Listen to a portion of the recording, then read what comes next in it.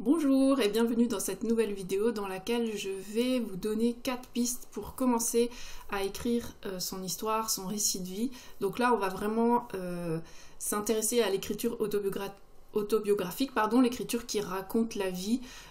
telle qu'on peut la trouver dans un journal de vie en fait, où on raconte les événements de sa vie, pas un journal dans lequel on va creuser ses émotions et tout ça. Là aujourd'hui on s'occupe pas de ça, on s'occupe vraiment du récit de vie et je vais vous donner 4 façons de commencer à raconter la vie, parce que je sais que pour certaines personnes c'est parfois un obstacle, elles savent pas trop comment s'y prendre, comment commencer, donc je vais vous exposer 4 moyens, et ensuite avec ces 4 moyens vous pouvez soit en choisir un et vous vous dites pendant l'année 2023 ou 2023-2024, enfin bref, quand vous commencez, je vais tenir ce type de journal, ou alors vous pouvez faire un mixte de tout, parce que tout est intéressant et tout peut raconter en fait, hein. L'idée c'est de laisser des traces et de mieux se connaître aussi à travers ce récit de vie, donc vous pouvez vraiment alterner les façons de raconter. La première façon de raconter, c'est juste de se dire tous les jours je vais écrire ce qui s'est passé dans mon journal. Je vais écrire ce qui s'est passé dans ma vie, dans la vie de ma famille, dans la vie des personnes qui m'intéressent. Alors si vous le faites tous les jours, ça va, là vous allez rentrer un peu dans les détails. Si vous le faites toutes les semaines, ça sera un petit peu moins détaillé, et ça peut être aussi mensuel. L'idée c'est quand même de vous donner un rythme pour que vous ayez cette habitude là, hein. Dans l'écriture il y a beaucoup l'idée de mettre en place des habitudes, donc c'est important de vous fixer un rythme au départ. Si le quotidien c'est trop, vous pouvez vous dire toutes les semaines j'écris une page dans un carnet sur ce qui s'est passé dans la semaine d'important dans notre famille. Alors vous pouvez juste raconter vous, ce que vous avez fait, les événements de votre vie, ou alors vous pouvez élargir à la famille, ou alors voilà, et vous pouvez aussi intégrer des événements qui se sont passés dans le monde, parce que pour vous c'est important d'en garder trace. Je sais que mon papa tenait des carnets comme ça de la vie de la famille quand on était petit, il a continué après, et il racontait nos progrès quand on était petit, ce genre de choses, après les réussites quand on avait des examens de musique, des choses comme ça. Parfois, s'il y avait un article dans le journal, on habitait dans un petit village, donc parfois il y avait des articles dans le journal, donc il découpait les coupures de journaux et il les mettait. Enfin voilà, ce genre de récit de vie, mais lui, il le faisait pas tous les jours, il le faisait même pas toutes les semaines, mais de temps en temps, il s'asseyait, il sortait le cahier et il écrivait du coup les événements majeurs de la famille. Mais il écrivait pas sur lui particulièrement. Moi je pratique un peu différemment, donc je le fais, j'ai un agenda en fait dans lequel j'écris, donc c'est quasiment quotidien. Il y a parfois des pages où je colle des photos, donc des moments où j'ai pas eu le temps d'écrire, et en général les moments où j'ai pas eu le temps d'écrire c'est parce qu'il s'est passé beaucoup de choses, donc j'ai des photos, donc je fais une alternance, voilà. Mais c'est quand même assez détaillé comme récit de vie, et en fait moi je raconte ce qui s'est passé dans ma journée, je raconte, c'est quand même centré sur moi, c'est mon journal, mais je raconte aussi quand j'ai vu mes petits-enfants, où ils en sont dans leur vie, mes enfants pareil, si j'ai eu mes parents au téléphone, s'il y a eu des choses dans leur vie, je les raconte aussi. Donc il y a quand même des traces de vie des personnes qui sont autour de moi, ou même si j'ai passé un moment au téléphone avec une copine et puis qu'il y a quelque chose de particulier à raconter, je le raconte aussi, mais c'est centré sur moi. Vous voyez un peu la différence, c'est juste que je suis un peu plus nombriliste que mon père certainement, mais c'est la même façon de se dire, on raconte les événements chronologiques sans forcément avoir de thématique. Juste qu'est-ce qui s'est passé dans notre vie pendant la dernière journée, la dernière semaine, le dernier mois. Si vous faites à la journée, alors c'est bien d'avoir un petit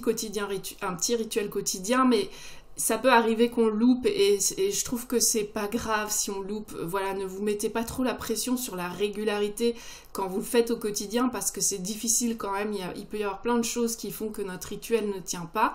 mais l'idée c'est quand même d'y venir le plus régulièrement possible. Mais si un jour vous pouvez pas, bah c'est pas grave. Voilà, faut avoir de la souplesse dans ce genre de rituel, parce que parfois c'est quand justement on n'a pas la souplesse qu'on abandonne, parce qu'on se dit oh j'ai raté une fois, j'ai raté 2 fois, tant pis, j'y arrive pas. Et en fait non, c'est juste que bah il y a eu 2 fois de loupé, c'est pas grave. Voilà. Donc la deuxième façon d'écrire le récit de vie, c'est de partir de thématiques. Donc ça peut être il y a déjà les moments chronologiques de la vie, les différentes étapes de la vie, donc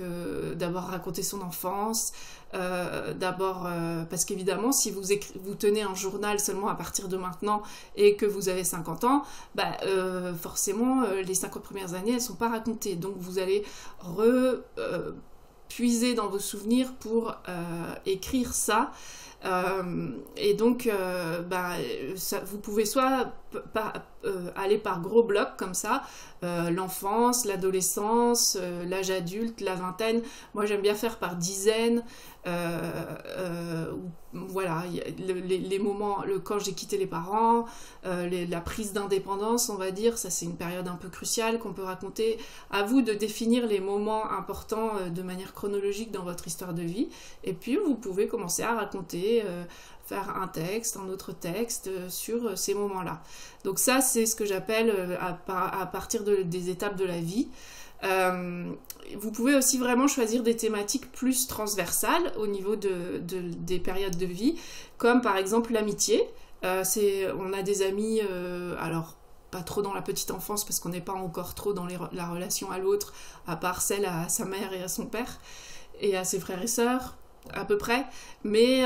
voilà, à partir du moment où commence la socialisation, l'école, on commence à avoir des amitiés et aussi avoir des souvenirs, et donc on peut raconter. Et en fait, en racontant ces amitiés, on va raconter des moments de vie aussi. Donc vous voyez que les choses se croisent. Moi par exemple, si je parle de vacances que j'ai fait avec mes amis, ça va raconter aussi des choses sur moi quand j'étais adolescente ou quand j'étais jeune adulte, et puis aussi ça va raconter comment j'étais en relation aux autres. Il y a des périodes de ma vie où j'avais beaucoup d'amis, des périodes de ma vie où j'ai eu moins d'amis,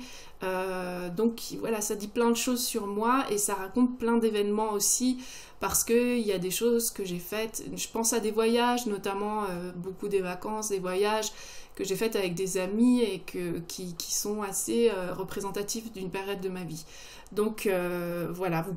ça peut être la famille, voilà, des thématiques comme ça, l'école, des grosses thématiques. Moi j'ai déjà fait un atelier sur la nature,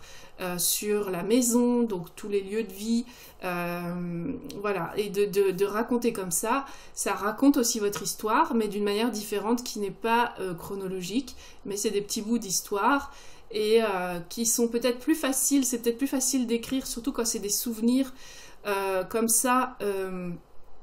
Quand on part de thématiques que juste chronologiquement, parfois les souvenirs reviennent plus facilement quand il y a des thématiques derrière. Et après, vous pouvez faire des croisements, c'est-à-dire mes amitiés d'enfance ou mes amitiés à l'école. Donc vous voyez, et là ça précise les choses, et du coup, plus le sujet, plus la thématique est précise, et plus ça va être facile pour vous d'écrire et de raconter. Et après... c'est sûr qu'on imagine quelqu'un qui va lire ça, si c'est destiné à être lu dans votre famille, peut-être vous vous dites c'est mieux que ce soit chronologique, mais en fait pas forcément.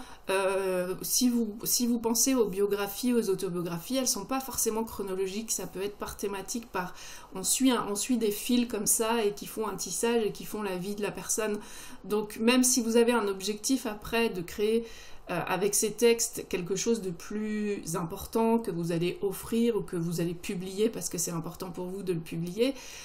vous pouvez commencer par des textes à partir de thématiques comme ça, et après vous trouverez un fil conducteur, mais l'essentiel c'est déjà de commencer à raconter. Et puis on peut créer plein de textes comme ça qui sont pas forcément destinés à être lus, mais qui vont vous permettre de raviver vos souvenirs, de mieux vous connaître, parce que quand on raconte son histoire, on a des prises de conscience de choses qui se répètent, même parfois des événements qu'on avait oubliés, puis quand on les raconte, ou on n'a pas forcément oublié, mais le fait de les écrire, de les raconter, on se dit, ah oui, quand même, il m'est arrivé ça, ça et ça, ah oui, quand même, c'était pas si facile, ou ah oui, quand même, j'ai eu des bons moments, enfin, vous voyez. Donc, des prises de conscience comme ça par rapport à notre histoire de vie, c'est aussi à ça que ça sert d'écrire, c'est de prendre du recul, de se poser pour regarder sa vie un peu en face et puis faire des observations.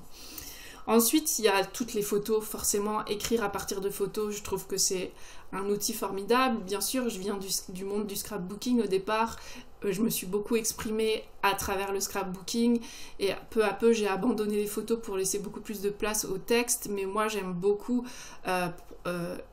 choisir une photo dans mon album ou parmi les photos qui sont pas dans les albums justement, et puis raconter l'histoire de cette photo, raconter aussi tout ce qu'il y a autour de la photo et qu'on peut pas voir sur la photo, qui prenait la photo, qui était hors du cadre, qu'est-ce qu'on faisait là, où est-ce que c'était, bref, se poser toutes les questions et rédiger un texte et rajouter peut-être des sentiments aussi, des émotions qu'on peut pas forcément voir sur la photo. Parfois la photo se suffit à elle-même, mais parfois non, et en tout cas, je trouve que c'est vraiment un support extraordinaire de souvenirs, pour se raviver les souvenirs, d'enquête aussi, quand moi je sais qu'il y a certaines photos. Ma maman m'a mis des photos de mon enfance dans un album, mais elle n'a pas écrit, il y a juste la date. Donc parfois je prends l'album, je vais la voir et je lui dis mais ça c'était où, qu'est-ce qu'on faisait, il y avait qui, enfin voilà, je pose toutes ces questions et ça me permet après d'écrire des textes. Donc je vous invite vraiment à faire ce travail d'enquête, ce travail de redonner du sens à vos photos, et c'est une formidable histoire pour faire du récit de vie, et on peut très bien imaginer un journal où chaque semaine on va aller piocher une photo dans sa boîte à photos et on va raconter ce qu'il y a autour de cette photo, et puis pourquoi pas mener une enquête autour de cette photo, et ça peut vraiment être un chouette journal à la fin. Alors certes ce sera pas forcément chronologique, mais on s'en fiche, c'est pas très important ça, la chronologie. Donc vous voyez, une idée de journal assez simple, et puis si vous aimez le scrapbooking, bah, du coup vous pouvez transformer ça en page de scrapbooking, mais n'oubliez pas le texte, parce que c'est ça aussi qui est intéressant de raconter avec des mots, parce que ça permet de bien poser les choses et puis de donner des détails. Et puis la dernière façon de commencer à te raconter, c'est d'utiliser ce que j'appelle tout ce qui est de la culture populaire, donc les œuvres de la culture populaire ou la grande culture qui ont pu avoir un sens pour toi, mais d'aller chercher dans ton histoire, votre histoire, je sais plus si je tutoie ou je vous vois, des œuvres qui ont été marquantes, et puis de raconter pourquoi elles ont été marquantes. Je sais pas, moi, je pense par exemple au film Flashdance, les personnes de ma génération comprendront. C'est un film vraiment, c'était une de mes premières sorties au cinéma avec les copines. J'ai fantasmé sur ce film pendant très longtemps. Maintenant, si je regarde ce film avec mes yeux de personne de 52 ans, évidemment, je trouve ce film horrible, parce qu'il véhicule quand même une image de la femme pas terrible, et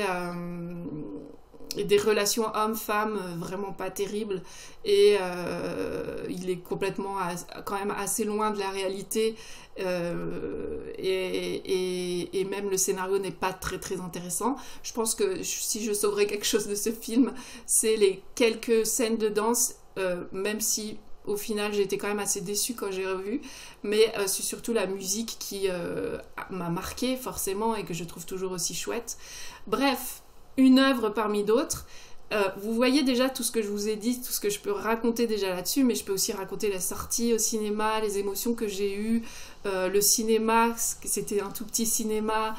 d'une petite ville de où je vivais, le CD, ça n'existait pas, l'album que j'ai eu après, comment j'écoutais ça dans ma chambre d'adolescente, etc., etc. Vous voyez, à partir du film Flashdance, je peux écrire beaucoup de choses de moi et de ma vie et de mon adolescence et puis même de mon regard de femme de 52 ans ensuite, et puis la société a évolué et quel regard je pose maintenant sur cette œuvre de culture populaire. Un regard un peu plus critique, on va dire, mais en même temps, ça reste quand même une œuvre de ma vie. Ça peut être aussi... moi, je sais que j'ai passé au bac, j'avais l'option musique, donc il y avait un concerto de Maurice Ravel, et à chaque fois, pareil, je peux parler de cette œuvre, alors je me souviens plus trop de l'œuvre en soi, ça se dit donc si je l'écoute, je me souviens de l'air et tout ça, mais je pourrais plus tellement faire l'analyse musicologique. Par contre, je me souviens de la salle de musique, je me souviens de l'épreuve du bac, je me souviens des moments où je l'écoutais beaucoup, je me souviens des cassettes sur lesquelles c'était enregistré, donc j'ai aussi beaucoup de choses à dire, et puis après je peux ouvrir sur les autres œuvres de Maurice Ravel, sur le boléro, parce que le boléro ça rappelle toujours quelque chose à quelqu'un, voilà. Donc vous voyez ce que je veux dire par rapport aux œuvres de la culture populaire, donc des livres, des films, des musiques, et ça peut être aussi des tableaux, donc on ouvre après à tout ce qui est culturel, mais je sais que parfois certains, si je leur parle d'un tableau de musée, alors moi j'aime pas trop les musées, mais il y a eu une période de ma vie où j'aimais bien, donc il y a quand même quelques peintures comme ça qui m'ont marqué, où j'ai des choses à raconter, mais pour certaines personnes ça parle pas du tout, et ne vous sentez pas du tout gêné que les œuvres de musée ne vous parlent pas, on a le droit de pas aimer les musées, et prenez ce qui est pour vous la culture, enfin ce que vous avez aimé dans votre vie en fait, et qui vous a marqué. Et puis ça peut être aussi des dates historiques, alors ça peut être, j'appelle ça la grande histoire, mais c'est l'histoire qui vit en même temps que nous,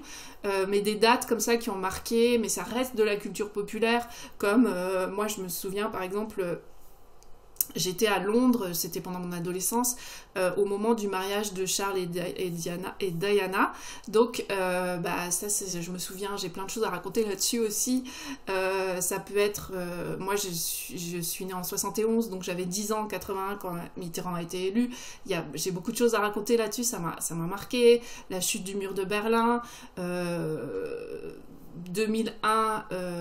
ça m'a marqué aussi, peut-être moins que la chute du mur de Berlin, mais quand même, je me souviens précisément du moment. Voilà, il y a des dates comme ça qui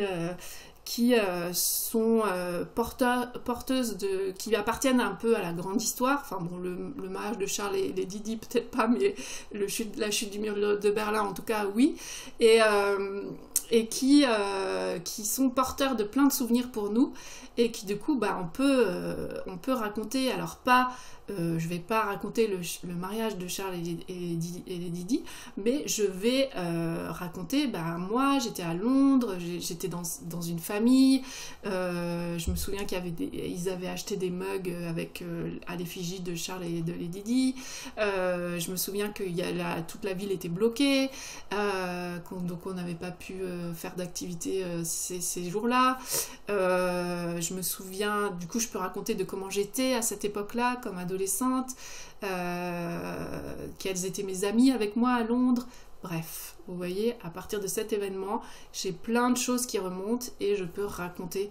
un bout de ma vie. Voilà, donc vous voyez qu'il y a plein de façons de pratiquer le journal de récit de vie. Vous pouvez bien sûr alterner, par exemple un jour, enfin moi ça m'arrive, alors je tiens un journal quotidien, hein, donc ça m'arrive, il y a des jours j'ai pas grand chose à raconter parce que je suis dans la routine et c'est ok, moi c'est une routine qui me plaît bien, mais voilà, je vais pas raconter aujourd'hui j'ai fait le même tour à pied que hier et puis j'ai bossé et puis voilà, donc ça m'arrive aussi de raconter quelque chose comme ça qui par rapport à une œuvre, un film que j'ai vu qui m'a marqué, un livre que j'ai lu, alors pas trop les livres parce que je tiens un carnet de lecture, mais les films par exemple, oui ça m'arrive, j'ai vu une série qui m'a vraiment marqué et puis là du coup je raconte ça, et puis parfois je retourne aussi dans le passé, voilà. Je vais m'arrêter ici. Si vous avez des questions ou des témoignages par rapport à cette façon de raconter la vie, n'hésitez pas à m'en faire part dans les commentaires. Et puis, je vous souhaite une très belle semaine, des très bons moments d'écriture et de créativité. Et je vous dis à la semaine prochaine pour une nouvelle vidéo. Salut!